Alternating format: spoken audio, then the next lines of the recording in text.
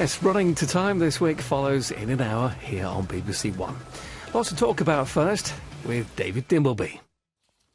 Tonight we're in Liverpool. Welcome to Question Time.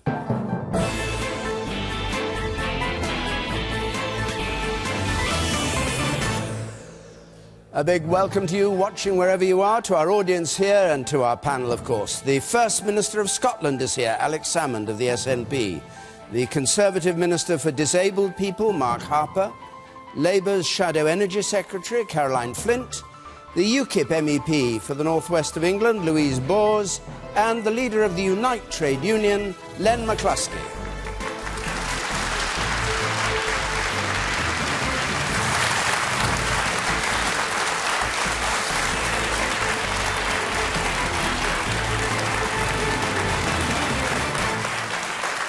And remember, as ever, don't just throw things at the television if you disagree with what's being said. You can actually join in the debate by text or Twitter. Our hashtag BBCQT, follow us at BBC Question Time, text comments 83981 and push the red button. You can see what other irritated viewers are saying. Let's have the first question from Kevin Roberts, please. Kevin Roberts.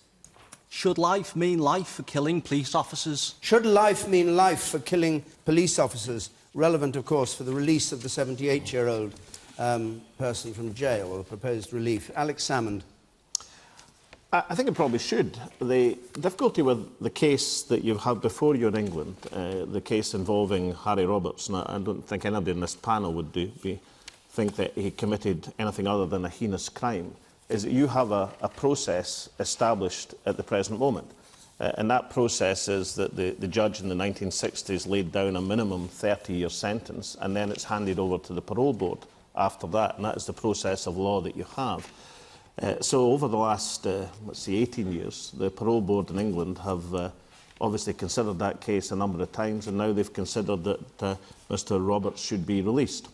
Now, I suspect that nobody in the country has a shred of sympathy for him, but that is the process, the legal process that you have. So while I've got no time whatsoever for Mr Roberts, and I probably think you're right about what should happen in the future, I find it kind of strange to hear the Home Secretary and other politicians in England who established the process of law which the parole board are working on to now say, oh, no, that shouldn't happen. You know, if they felt that, then why did they establish that process in the first place? And now that you have an established process of law and you have given the parole board their judicial function, then I don't see you have any alternative but to abide by their recommendation. Of course, it's changed, hasn't it? Because the judge in the case said that he couldn't imagine any Home Secretary ever releasing this man. Well, you're quite right. I mean, as I understand, I mean, I'm not an expert in English judicial process, but as I understand what happens now from the reports I've seen, is that the parole board makes a recommendation and then it's up to the Home Secretary to give effect to that recommendation. That may mean that she is not required to go forward with the release, in which case Theresa May will soon have her mettle tested. Did she actually mean it when she said that life should be in life for police murderers? Okay. Do you see that as a possibility? Well, my understanding of just picking up on the process is it's completely a decision for the parole board about whether they judge. And, of course, it's true, the life sentence, of course, and the real question is about whether they're in prison. The fact is he's got a life sentence. Even when he's out of prison, he's still liable to recall if he violates the terms of his release. So if he commits any offence at all, he's liable to be recalled. Are you saying the Home Secretary has no power?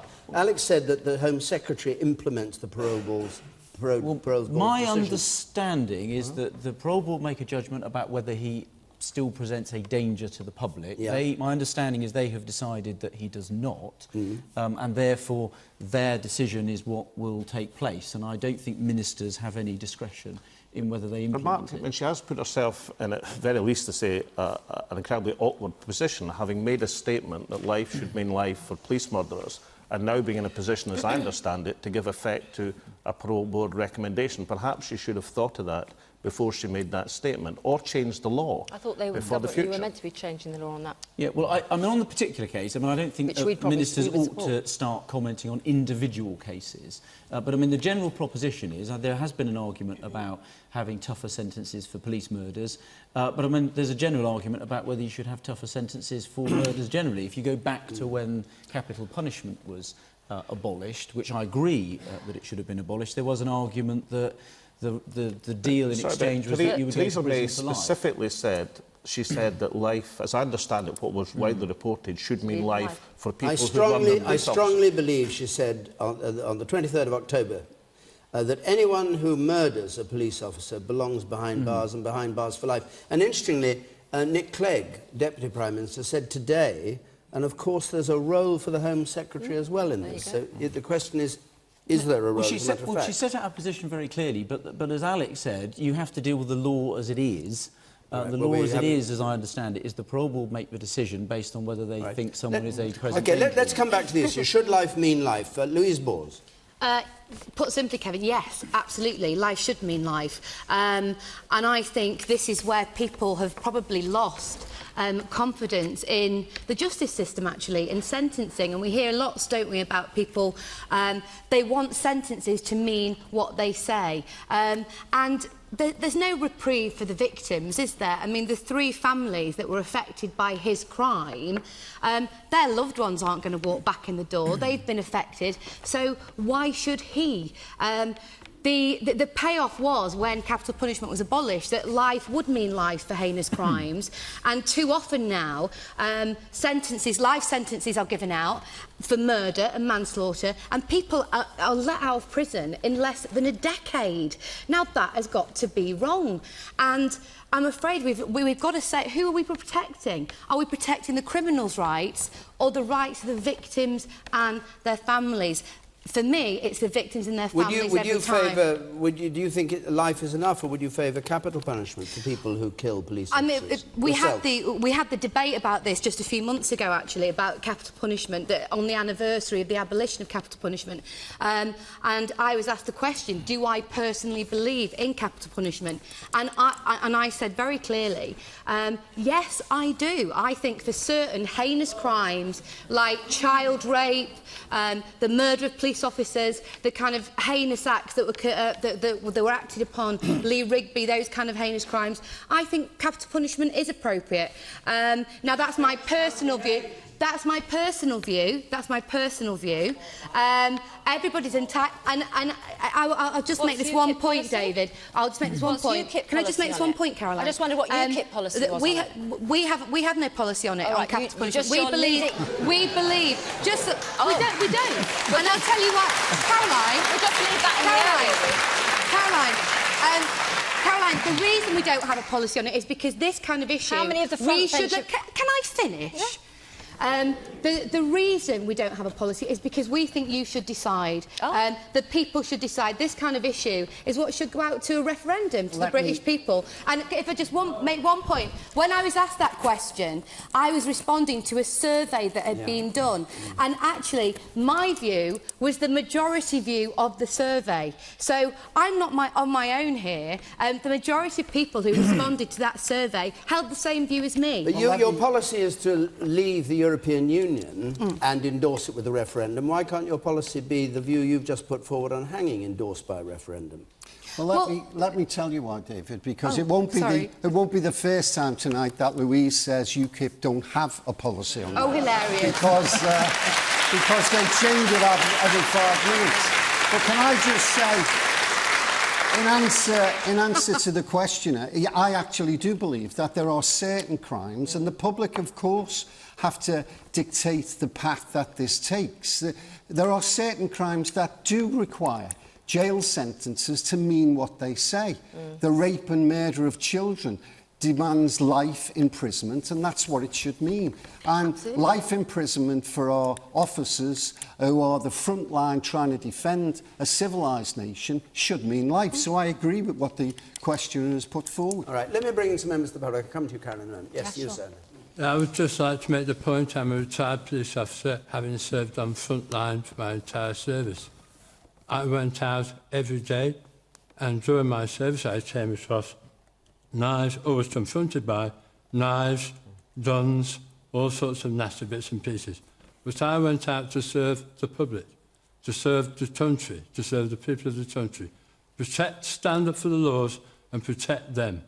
I would just like to make the point on behalf of my colleagues who are working and retired, that doing that every day when you don't know whether you're going home, if those officers who were unarmed were taken out, then we would expect the full and total backing, and should get the full and total backing, of all politicians, whatever parties. Absolutely. Okay. And I think one of them... Yes, question there. Yes. Lady Down. We're all supposed to be equal under the law, so if life is going to be life for convicted killers, it should mean for all killers and not just killers of police officers. Okay. And the first one from you, sir. Yes, you, sir. Just to, and expanding on that point, I have served as a police officer in Toxteth a number of years here. I'm now a head teacher working over the water on the Wirral. My wife is a nurse. I'd like to see the same protection, if we're going to aim that at police officers, for teachers who have been killed in the course of their duty, for nurses who are injured and killed on the way to, from work and in casualty. I think it's really, really important. Are you in favour of the death penalty of people who kill police officers? No, I'm not in favour of the death penalty at all, but I'm not in favour of a law that just favours police officers and supports police officers when there are other people in risky professions. Caroline Flint.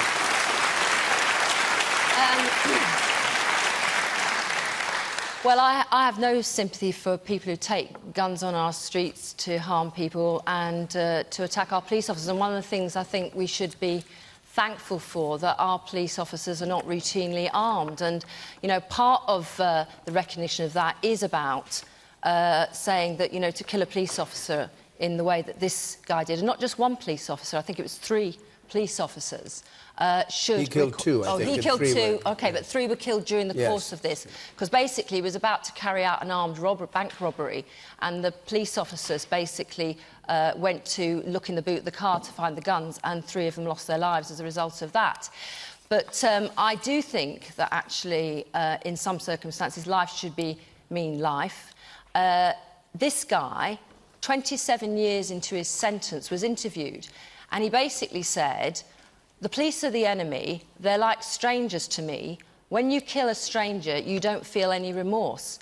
Now, I don't want to second-guess the parole board because I haven't got the full information in front of me, but it seems to me that if Harry Roberts is still not showing any remorse whatsoever, I wouldn't lose any sleep if he was kept in prison for the rest of his life. I think, you know, sometimes there are serious crimes committed by some very serious, hard-nosed, violent criminals, and they should go to prison and they should stay there. Okay.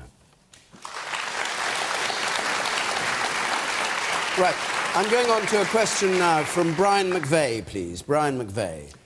Is Michael Heseltine right when he says that the great cities of the north have been emasculated by a one-size-fits-all economy dominated by London? This was Michael Heseltine's report for the Conservative Party, and then this very week a new report come out suggesting the North West has this area, I don't know what you make of this place, Manchef Leeds Pool. The city of Manchef's Leeds Pool. We're just in the last quarter of that today. Len McCluskey, what do you think?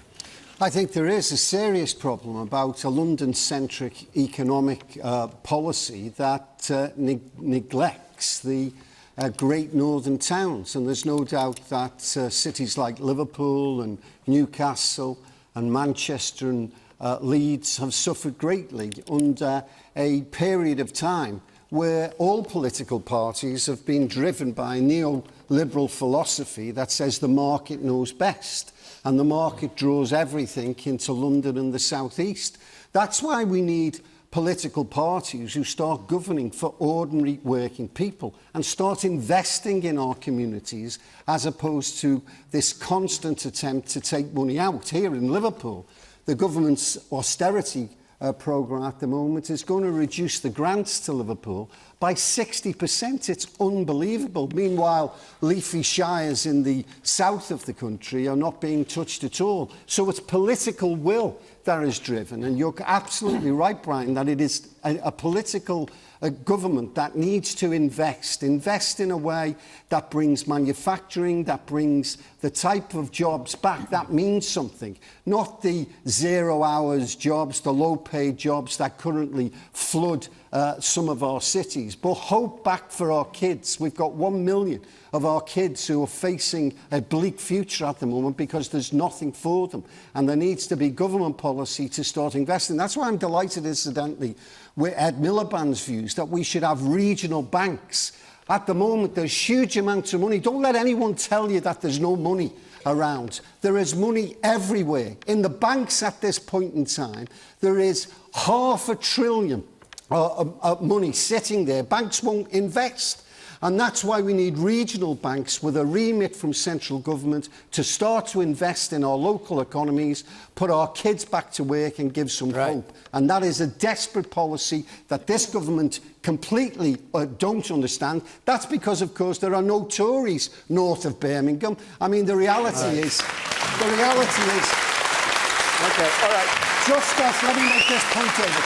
Just as the Tories have been swept out of Scotland, they are constantly being pushed further and further south. So we need a one-nation government, a government that will invest in all our communities, especially our great cities of the north.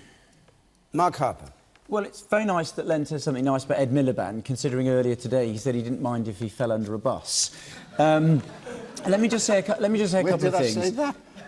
You did. It was very prominently reported. I mean, first of all, the Chancellor of the Exchequer has a northern seat, and I think it may have been his reference to a northern powerhouse that Does he know where it is? That was the amalgamated thing that David was talking about. What I'd say, actually, this government, in terms of what we've done with city deals, have actually put a lot of power back in the hands of cities. Joe Anderson, the mayor of this city, said the city deal is a huge moment for Liverpool because for the first time in decades, we're getting the chance for power to be returned to the city from Whitehall. So we've actually done what we've said through localism. We've given more power to the city, more investment, and that's why, Len, unlike what you said, actually 3/4 of the jobs that have been created are full-time.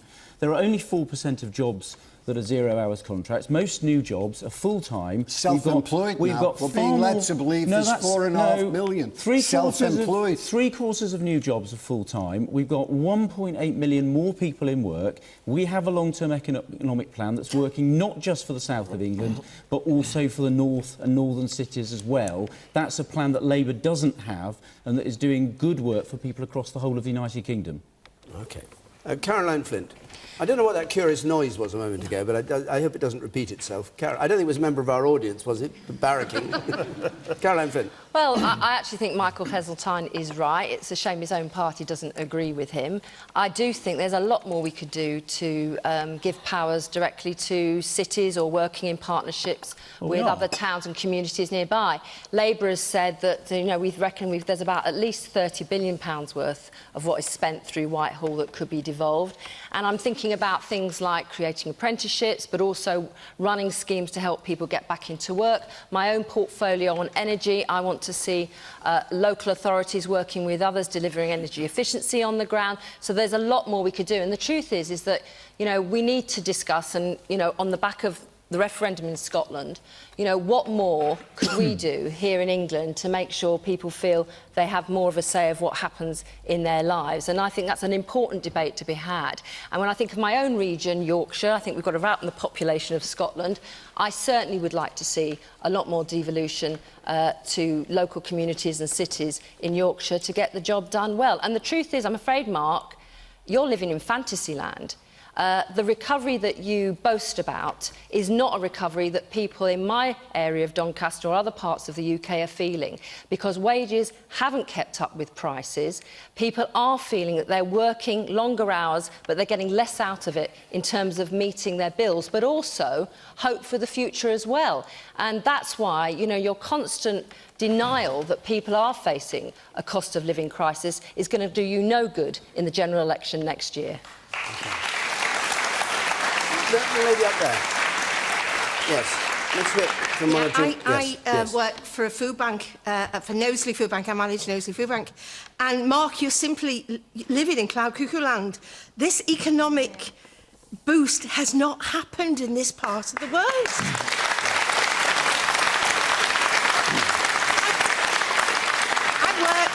I work for an organisation called the Big Help Project, and we do that. We feed people, we're helping them get back into work, we're helping them trying to get out of debt. And it's a spiralling system. We just grow and grow and grow. In fact, the only thing that seems to be growing is the people that are helping those who are in such economic benefit.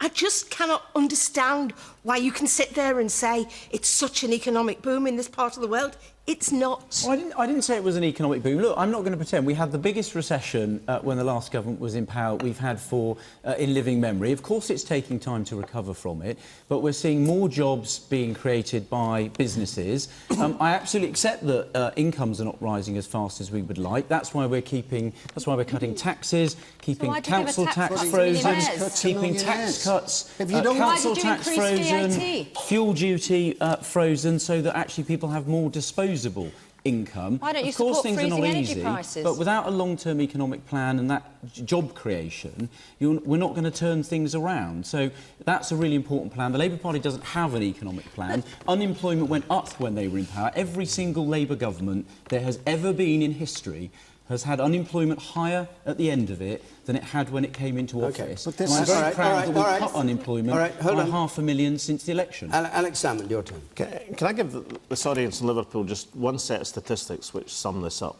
And it was reported in The Guardian last month. And that is it's infrastructure spending in England per head of population. It's £5,000 per head in London, and it's £1,200 per head in the northwest of England. And if it's any consolation, you're doing better in the northeast of England, which is £200 per head. And that is the disparity that you've got to address. Incidentally, your £1,200 a head here, half of it was the decommissioning of Sellafield nuclear reprocessing waste dump, which I'm not sure was the greatest benefit to economic development in the northwest of England. And that tells you, Glenn, much of what you say about market economics is undoubtedly correct. There can be market failure. But this isn't just market economics. This is the distortion of the market in favour of the capital city. That's where the £5,000 a head of public money comes from, which reinforce the infrastructure. And two things I'd say, Mark, to you. You're quite right, of course. This is not something that started under the Tory government. This has been going on under successive governments for generations, that sort of disparity. But I tell you this, if you think that George Osborne is the answer to Liverpool's economic problems, I'll tell you, you'd get a queue of bus drivers in Liverpool volunteering to run over the Chancellor of the Exchequer.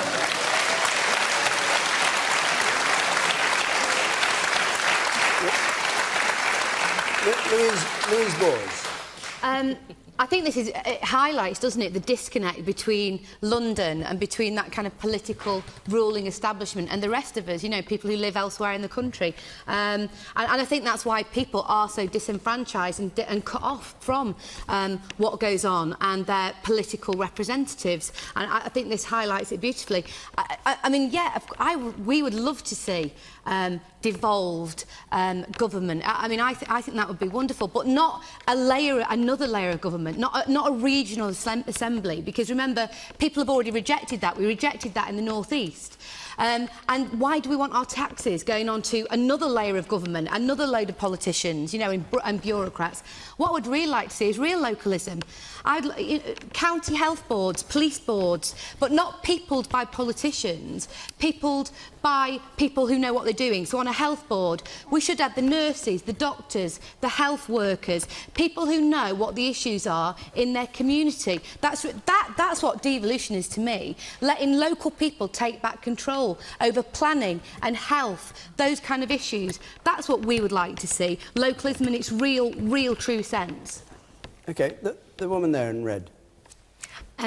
I think that what is said is true, but I think that the problem doesn't really lie with northern cities, because there is quite a lot of investment within cities. For example, Liverpool's got a lot of private financial trade, but it's actually the towns around the cities which are the problem. So the mill towns, former mill towns in Lancashire, the kind of former mining communities in the northeast, these places are just desolate. There are no jobs. There's no hope for the people who live there.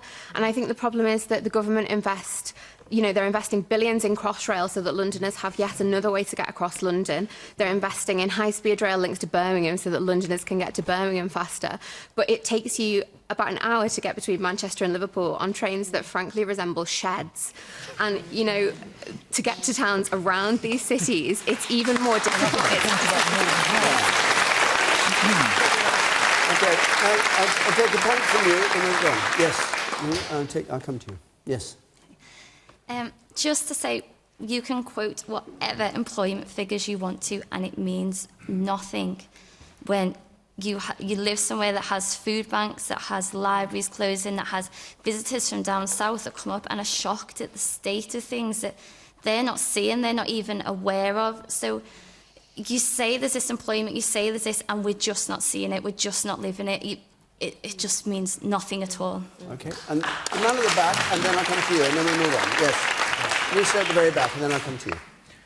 Yeah, I agree that there is a distance between, you know, the finances in London and the way it's redistributed compared, you know, versus the northern cities of England. But let's not forget that even in London and in Liverpool and in Manchester, the money seems to be concentrated in areas of business and district.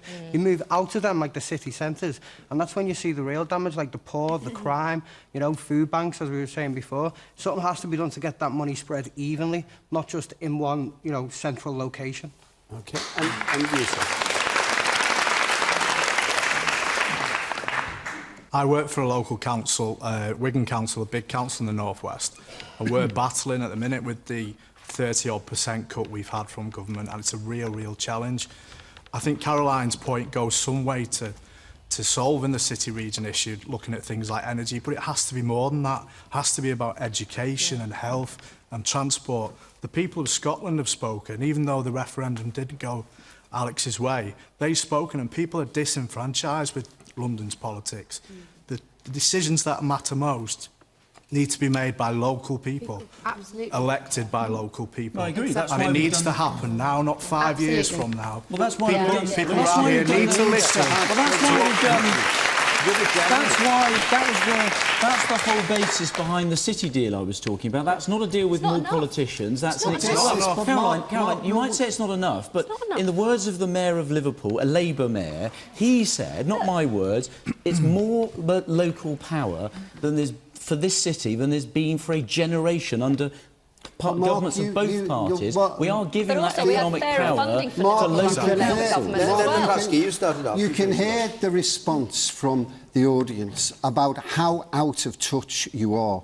If you believe that these 2 million jobs that you're talking about are real jobs, these are low-paid jobs, these are zero-hour jobs, these are self-employed people, supposedly, who have no contracts, no job. We are sitting here today, a few hundred yards away from the Liverpool docks, and 50 years ago, in halls like this, men used to come down seeking a day's work.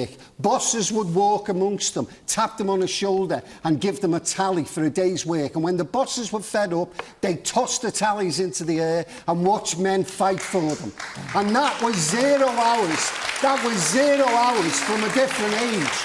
And your government, with its austerity programme that might be working for your mates in the city, the bankers and the fat cats, 0 hours has come back as a scourge to our communities. And what is required is a government that invests. Every government spends £215 billion a year in procurement, and it should invest that in local economies, in British and local jobs, boosting manufacturing, so that we can have good quality public services. Thank you very much. Because that's what people Thank you very much. Brief word, Alex, and we'll go on.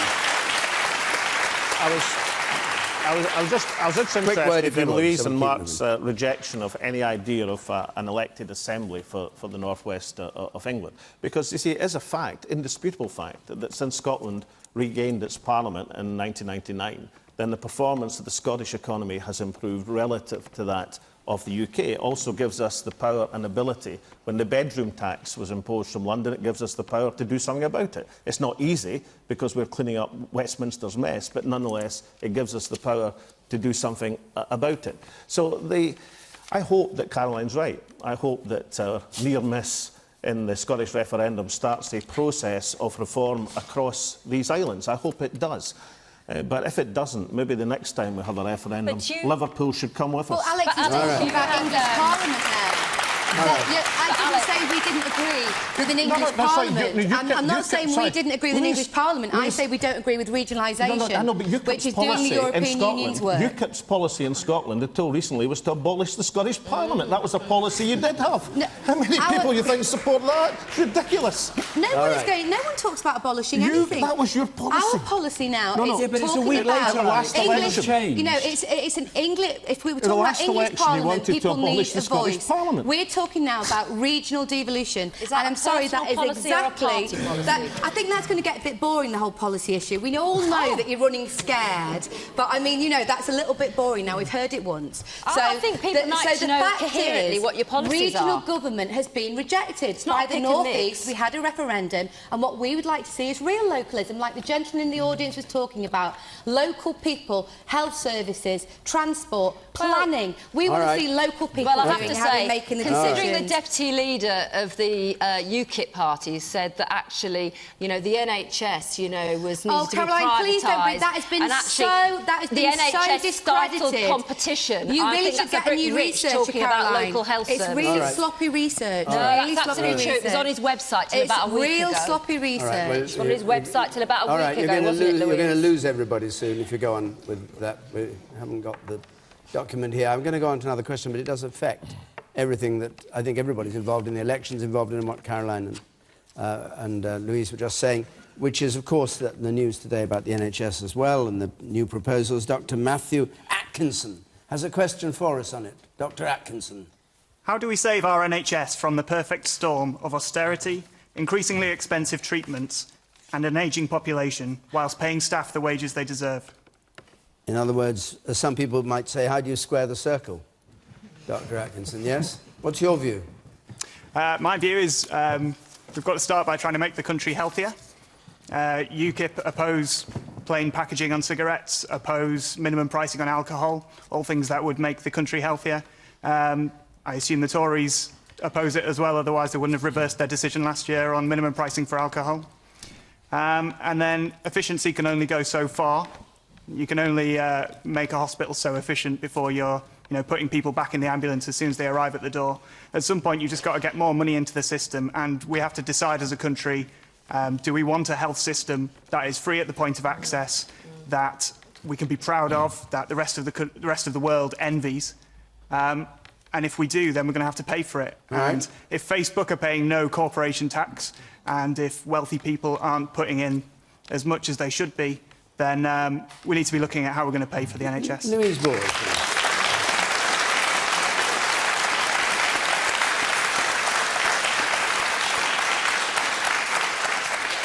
I mean, from the report today, obviously what we're looking at now is this 8 billion, aren't we, this shortfall year on year up until 2020. And when I was reading that this morning, I obviously, sat down, we started to look at ways, because we've heard a lot from the other parties about how they're going to try and, do something to help with that 8 billion. So how will they put towards that?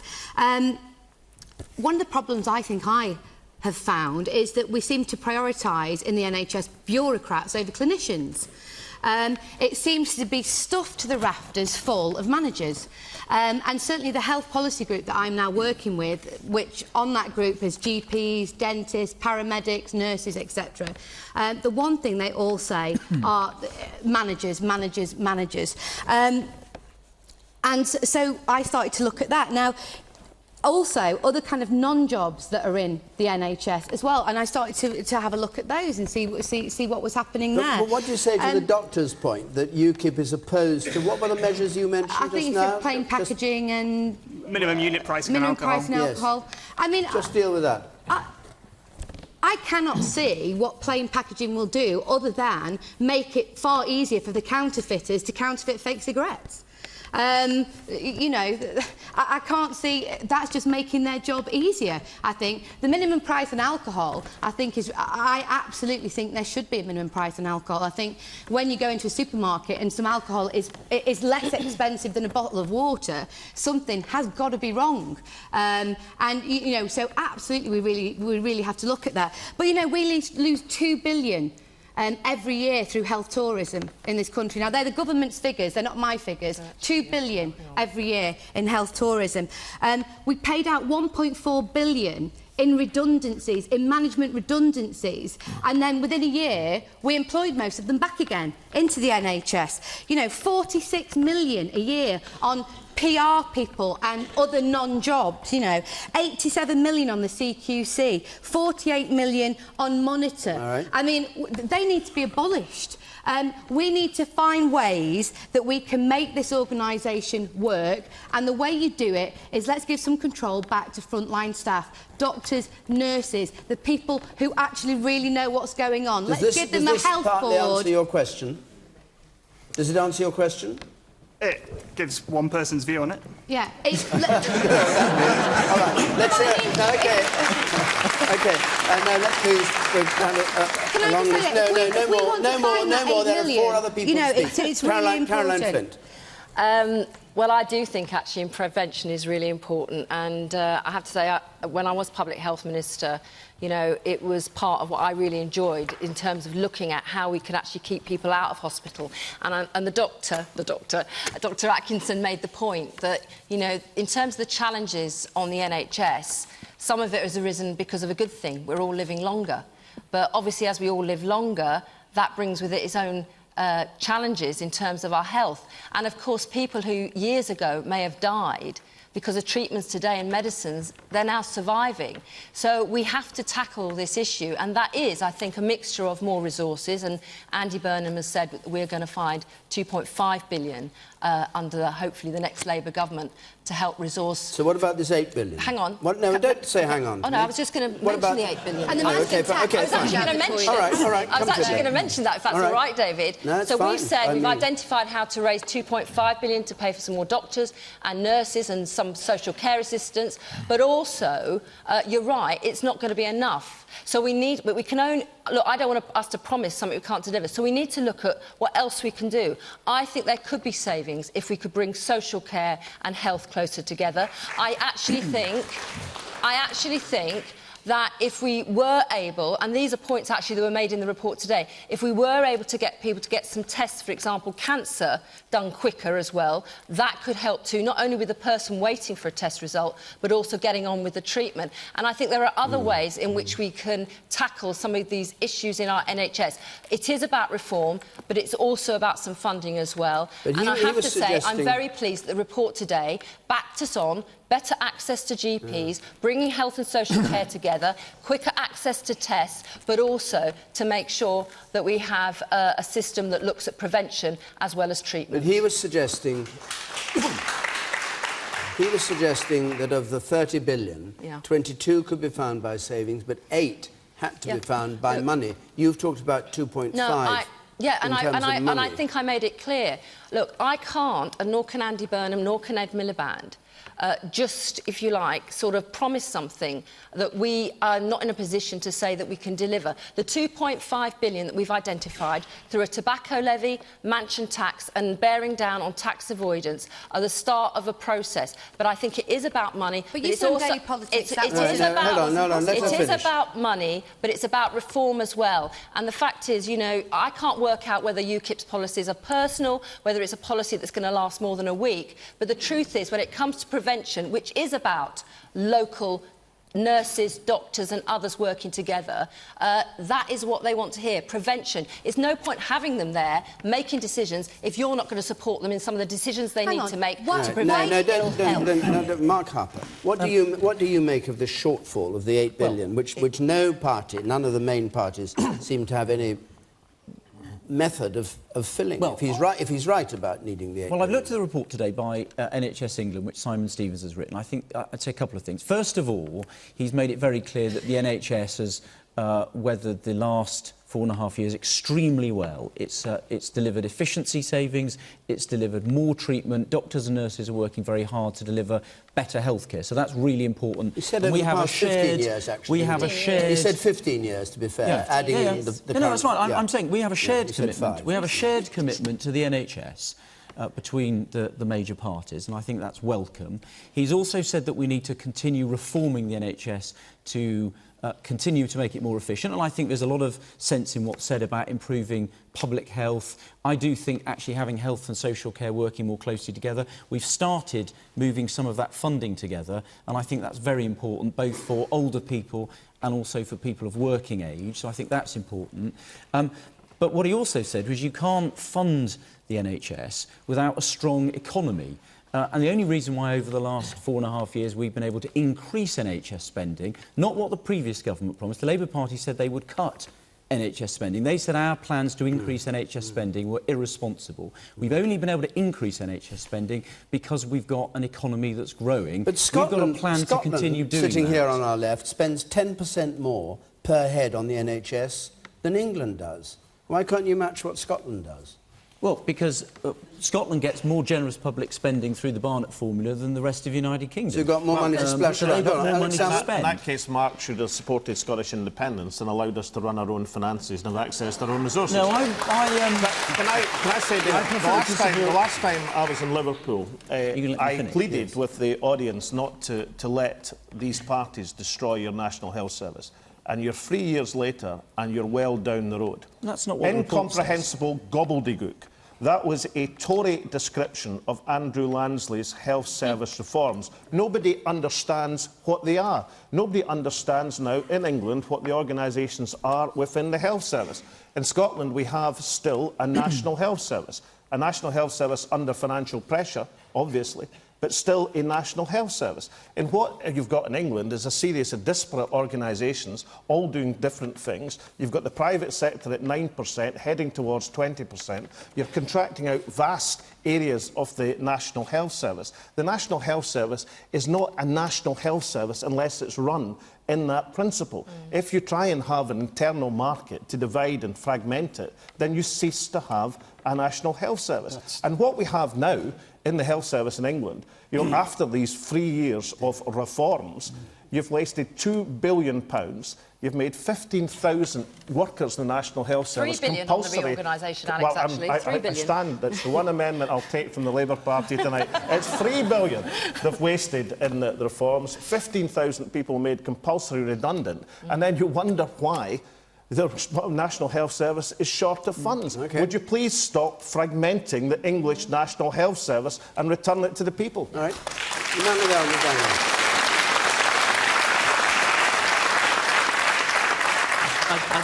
I'd like to make two very quick points. A few years ago, I was in a position where I needed to... I had a problem with my leg and I ended up with crutches and a splint, which when I gave the splint back, was basically just thrown in the bin and not surgically cleaned properly and reused. The crutches, however, I was not asked for any form of deposit. I wasn't checked whether I gave them back or not. There must be many other pieces of equipment like this.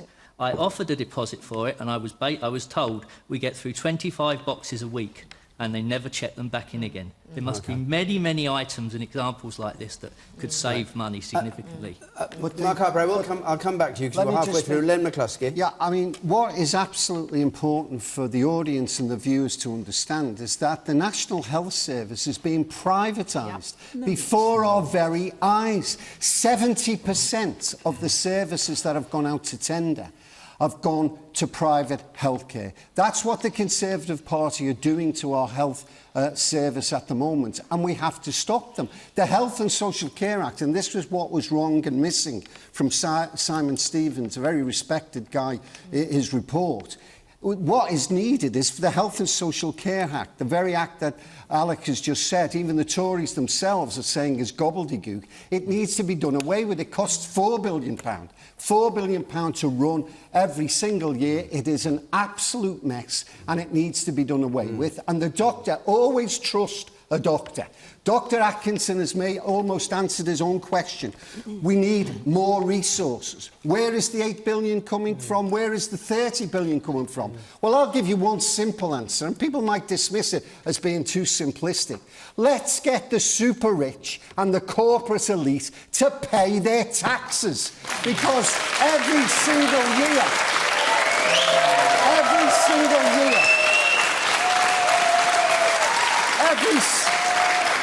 single year, and it is independent fiscal bodies who tell us this, £40 billion is lost to the Treasury through tax avoidance, £120 billion through tax evasion. What do we get from this government? Absolutely nothing. Mr McCluskey, when you refer to Dr Atkinson, who asked the question, you talk about privatisation. Of course, GPs are privatised, aren't they? Yeah. They're self-employed. They're self-employed. So the large amount... You, Dr Atkinson, you're self-employed. You can choose what you do. I'm a hospital doctor, actually. Oh, so. There you go. Not GP. But so, David, that's put you in your place. The reality is that doctors commit themselves to the National Health Service. GPs commit themselves to the National Health Service, and we desperately need our National Health Service kept in our hands. It was our grandfathers and grandparents who gave us this heritage. Don't let the Tories, a bunch of posh boys, take it away from us. Hold on tight. Mark Harper. Len, helpful if you check your facts. My dad was a labourer. I went to a state comprehensive school. I'm talking about you, Mark. I'm talking about the 23 millionaires. I'm talking about the 23 multi-millionaires. Just let him have a word now. Throw your accusations about without checking your facts. Let me just respond to Dr Atkinson's questions. The Health and Social Care Act, which a couple of people have mentioned, actually means that there are fewer administrators in the health service now, more doctors and more nurses, which I think is what we wanted. Alex talks about people having left the health service. Yes, there are fewer managers, more doctors and more nurses. Simon Stevens today in his report didn't talk about the things that Len's just talked about. It was a sensible report talking about how we can continue reforming the health service so we deliver better health care. And actually this morning in Parliament, I think Andy Burnham, despite all his bluster, actually there's more shared agenda between improving public health, improving health and social care, than the parties have in mind. And Labour shouldn't go around scaring people or Len about the health service. The Conservative Party is committed to a free at the morale of our people in the health service is the lowest it's ever been. Decent members. I'm going to bring in some more members of our audience because there's been a lot of talk from the panel on this one. I go up there. And if you can keep it brief, I'd be grateful. The man up there in the spectacles at the back. Clearly, there's no single answer to the NHS problem, and it sticks in my throat a little bit to agree with the points being made from UKIP. But it is about this senior and middle management. Les, there are jobs out there on job websites and things. You look at them, and they're all for executive directors of hospitals, senior executive director of hospitals, assistant directors of hospitals. What the hell did he do? They're all on 80, 100 grand a year, whereas the nurses are driving into work having to find a couple of quid to park their own car to go and do a day's work for themselves. Well, I think we'll go on because we've only got 10 minutes left. Just before we do, Alex Salmond, you were talking about the condition, the parlous condition of the health service in England.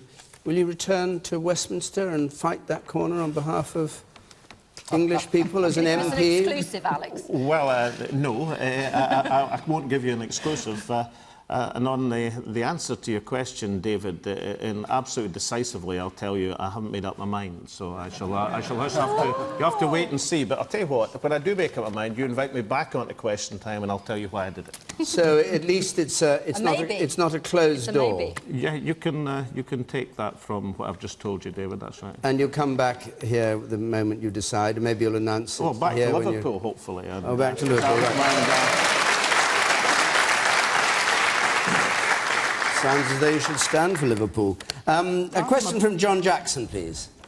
Is the Prime Minister reneging on promises made to the Scottish people and exploiting English devolution for party political purposes? Caroline Flint. Well, I think it is actually really unfortunate that after the referendum, where I thought there was obviously the Scottish people decided they wanted more devolution, but they wanted to stay part of the union, and there seemed to be a cross-party support for starting discussions on what more devolution would be. And of course, we've got the Smith Commission, I think, met this last week. Within a sort of seemed like a nanosecond of the referendum, David Cameron, the Prime Minister, decided to sort of go off to Chequers with a few people over port and cigars and decide, well, actually, we really want to talk about what's going on in England. I think it's completely unacceptable that there should be any sense of the discussions in Scotland should be stalled, pending what we do need to have in England is a better conversation about what more devolution should look like in England. And I think it was a very tactical thing that this Prime Minister did that wasn't actually well served for the Scottish people, but I also don't think it served English people as well, because he seemed to think he could just have as I say, a dinner with his mates and sort it out overnight, and that's just not on. But what do you think is actually happening now? Because the question Mr Jackson asks is Cameron reneging on the promises made in the famous vow? Well, he'll have to speak for himself on that. What's your view? We're very clear in the Labour Party that we need to support the Smith Commission, get on with the discussions, and that discussion is not dependent on whatever discussions are had about England. It's a completely separate issue. It should forge its own way forward, and clearly we must keep to that, and that's what Labour is saying, and that's what the Prime Minister should do as well. Right. Mark Harper. No, we've been very clear. Answer your question directly. No, we're going to keep our promise to the people of Scotland. We're going to continue those talks in the Smith Commission that's been set up. We'll publish the plans, the draft legislation, so that can be done on the timetable that's been set out. But at the same time, we think that in the way we want to be fair to people in Scotland, we also want to be fair to the people of England, and it's not fair that Scottish MPs can vote on things that have no impact on their constituents at Westminster, and that English MPs don't have the chance to vote on those in Scotland. So we need to change how those laws work. And that's why we want to look at how we get English votes for English laws, so that England is as fairly governed as Scotland. So we'll keep our promises to Scotland, but we also need to keep our promises to people in the rest of the United Kingdom, so we're governed fairly. That's what William Hague's doing in the Cabinet Committee he's chairing. We want to do that on a cross-party basis. We've made that offer to the Labour Party, but they can't continue to govern the country in an unfair fashion, but we are going to keep our promise to the people of Scotland. What did the Prime Minister mean, then, when he said, or did he misspeak, when he said that the constitutional change for England would take place in tandem with, I'm quoting him directly, and at the same pace as the settlement for Scotland? The implication of that to anybody just reading it is that it means the two things reach conclusion at the same moment. Yeah, that's right. We're going to do the two things at the same time. So you're going to give English devolution by the new year, whenever it was? What's been agreed to be published in the new year is a draft piece of legislation. It's not going to become law until it'll have England after there the as election. well, and we're also going to set out our plans for how we govern England more fairly on the same timetable. We want to do that on a consensus between the parties, but the Labour Party has to accept, with devolution, we can't continue to have the unbalanced system we have at the moment. England needs to be governed fairly as well. I was looking at this barely concealed note of panic in Mark's eyes as you gave him the quote from the Prime Minister, I agree with it completely. Within 1 hour. You agree with it? That's interesting. Within 1 hour of the results of the Scottish referendum, he came out at Downing Street and announced, unscripted in terms of what his allies, the Labour and Liberal parties in the referendum campaign, were told, and said, as David said, that the processes would proceed in tandem, and just in case we didn't understand what it meant, at the same pace as what was happening in England. Now, clearly, that's impossible, because you don't have agreement between the parties in England about how to proceed. I'm actually very sympathetic to English votes for English laws. I'm even more sympathetic to the idea of Liverpool votes in Liverpool. That would be Livel, which sounds a lot better than evil, which is the other one. I'm actually quite sympathetic to that. But the idea that the three amigos, as they're called in Scotland, that's Cameron, Clegg and Miliband, can come up to Scotland shoulder to shoulder in the last few desperate days of a campaign they were losing, promise that we were going to have immediate devolution, we were going to have the powers to try and secure the vote, and then waltz out of Downing Street an hour after the results are in and say, incidentally, we forgot to mention it has to proceed at the same time as this other constitutional reform we haven't agreed. So the answer to your question, David, is yes, of course he's trying to renege on the promises he's given. He's a Tory Prime Minister. That's what they do. It's John... Absolutely not. The question is, for Scotland, are we going to allow them to do it? And the indications, Mark, in Scotland, the indications are people in Scotland are not going to stand for it. It was John Jackson's question. It was John Jackson's question, not mine. What do you think, Mr Jackson? I think historically other nations have faced very similar situations. the United States and Australia, for example, and they gathered large bodies of extremely learned people together to debate the issue and to come up with recommendations. And they spent literally years and almost decades in some cases coming up with a good solution. And what we've basically got is William Hague spending a few weeks making some notes on the back of a fag packet. It's not democracy. Wait, Mr McCluskey, till I call on you, if you would. Len McCluskey. Don't forget what happened in Scotland. What we seen in Scotland was electrifying. We seen ordinary people, 85 to 86% voting, but ordinary people for well over a year engaged in a debate in pubs, in clubs, in homes, electrifying. Politicians tell us that people are not interested. Were you a yes in man or a no man? I was in favour of the Scottish people wanting to make certain that they had a Scotland that they wanted. Were you in favour of yes or no yourself? My union took a position of positive neutrality. The point I want to... It was the only time in his life that Len sat on the fence on anything. The point I wanted to make, David, is if we are going to have changes like people are suggesting within England, within our constitution, fine, let's have a debate. All right. Mr Jackson's right, academic, but As the he people, let's engage ordinary working people for a long period of time, not a bunch of the posh boys I talked about in checkers over the weekend. Okay, Louise Bours. Sir, you're actually... What we're talking about, of course, is a constitutional convention. And obviously this is probably one of the most important constitutional issues of our time, actually, I would imagine. So, of course, we should have, like you rightly say, academics and experts in constitutional law and politicians debating this. William Hague sitting there for 12 weeks having to think about it is obviously not good enough. But the reason this all came about, and the question originally, is why did they give that guarantee? They gave the guarantee because, obviously, Miliband, Clegg and Cameron were frightened to death of Mr Salmond. And so what they did, they made that pledge. Let's hope that Cast Iron Dave's guarantee is a little bit better than it was on the Lisbon Treaty, but I don't think it probably will be. But of course, you're absolutely right, and I would like to see a constitutional convention. I think that is where we should be, where we should be at. Mark Harper. Just very briefly, Mr Jackson, you made the point about some academics getting together. Well, I set the Mackay Commission up when I was in my first ministerial job. We've got a set of proposals that the Mackay Commission came up for, and in terms of well, no, I'm just saying there are some good proposals set out. In terms of the debate that Len talked about, if we can't reach a consensus before the election, we'll have that debate at the general election. So you tell the me people of England can then decide what sort of government they want to see. Let's get this quite right, Mark.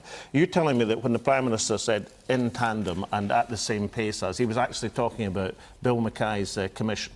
That's what he was talking about. He was talking about coming up with some proposals which we want to have agreed. And I'm saying the Mackay proposals are a very good basis for discussion. And I think we'll be able to reach agreement on those. You think, I was going to say, people in Scotland watching, you're going to find that at all convincing. Do you think that anybody in Liverpool, Scotland or anywhere else is going to actually believe your sincerity on the matter, given the Prime Minister's behaviour? Just to finish this off, hang on, just to finish off very briefly, Alex Salmond, do you see anything that's happening at the moment that demonstrates a government that is failing to meet the commitment that they made in the vow? Because they appear to have kept to the timetable so far. I'm just asking him. Well, two things of what the Prime Minister said, and secondly, when Gordon Brown rather foolishly decided to be a guarantor for a Tory Prime Minister, there was to be a vote in the House of Commons before Easter. There's no longer going to be a vote in the House of Commons before Easter because the Prime Minister can't deliver his Tory backbenches even if he wanted to. Thankfully, this is not going to be in the hands of Westminster politicians. This is going to be in the hands of the Scottish people next May at the general election. The Scottish people who want more devolution but also to be part of Why did you make the vow then? And you lost. Yeah, why did you I think this discussion is going to go on. And that's going to be your argument. I think this... No, hold on, we've finished. Sorry. We can't go on. I know they haven't finished, nor has Len finished, nor has our audience finished. But question time's finished. So you'll have to meet outside afterwards. We're going to be in Taunton next week. On our panel in Taunton, Tristram Hunt for Labour, Owen Paterson for the Tories, Caroline Lucas for the Greens, the novelist Anthony Horowitz, and the Liberal Democrat Minister Susan Kramer. And the week after that, we're going to be in Middlesbrough. So it's Taunton or Middlesbrough in a fortnight's time. The address is on the screen there, so you can apply if you'd like to come that way, or call us on 0330 123 99 88. If you're listening on 5 Live, as you know, this debate will carry on through the night on Question Time, Extra Time. But from all of us here, my thanks to our panel and to our audience. And until next Thursday from Liverpool, good night.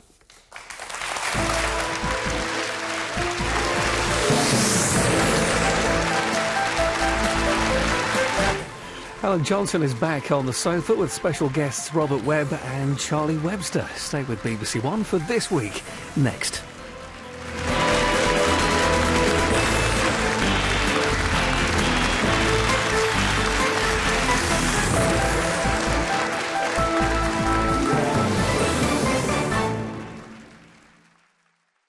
I don't even have the words, really, to describe how awful things became. How could this happen? Who's to blame? We began to realise what a high-profile case